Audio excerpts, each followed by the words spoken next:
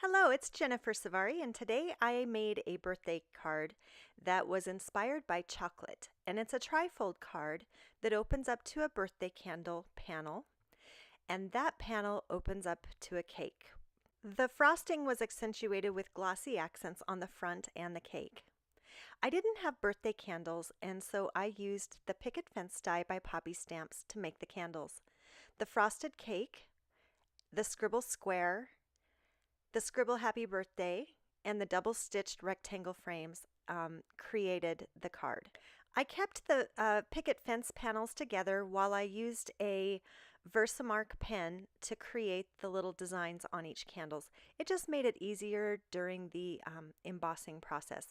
And then once I made the designs on a few of the candles in a lot of different colors, I just embossed them in white, and that created the perfect little birthday candle.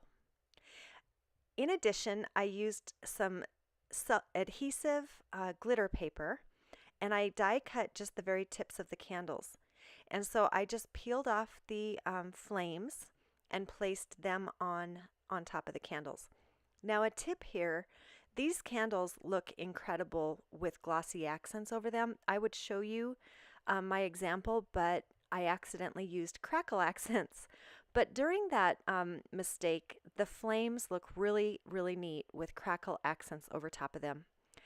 And then I took the scribbles and just went ahead and I embossed them 3 times with clear. And this just created a really smooth surface to create the background that was the background of the cake. And I love how this can kind of look like, what a chef makes, with those fancy designs. For the cake, I used a double layer of the frosting, a white, and then the chocolate. Sorry, I go off screen here for a second, but I'm just gluing all the pieces together for the cake. And once I had the front and the cake piece together, I went ahead with glossy accents and just went around the areas that I wanted to look like a dark chocolate icing. And I just filled those in. And you might have noticed a second ago, I made a double layer of this frame, the scalloped frame. And I found that a single layer would kind of warp once the glossy accents were on there. So that's why I did a double layer. A triple layer would be fine as well. And then I just went ahead and put those on and let those dry. I die cut the happy birthday out of white and glued that on top. Now the card base is a trifold card. The inside panel is a little bit shorter than full, and I thought that that would just look cute and a little different. And so using the rickrack stitches, I made another double layer to kind of match the cake that was on the inside.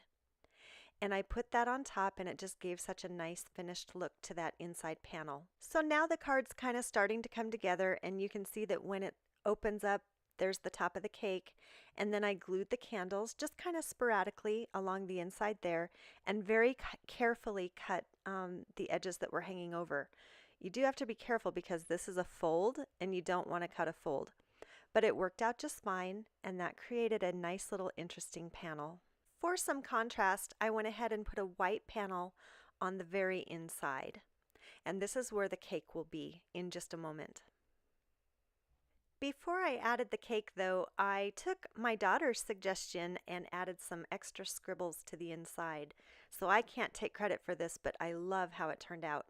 And I just cut another square out of the darker brown. I'm using a couple different shades of brown here, notice, and just layered that in the back and cut it to fit. Put the cake on top and then put that under some weight to dry for just a little bit.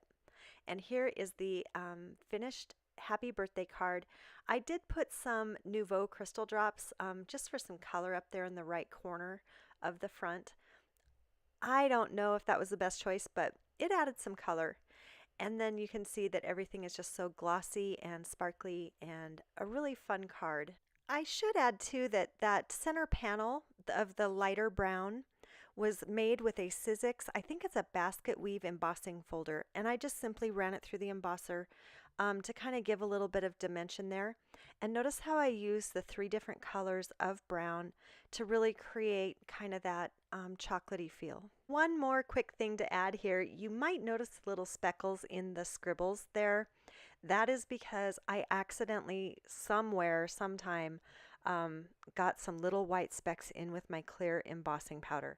So I need to get some more clear embossing powder, but this is what I had, so I used it. And note to self, make sure not to mix up clear and white. They look so much alike that it's easy to do. Well, I hope you have a wonderful day, and we'll see you again soon.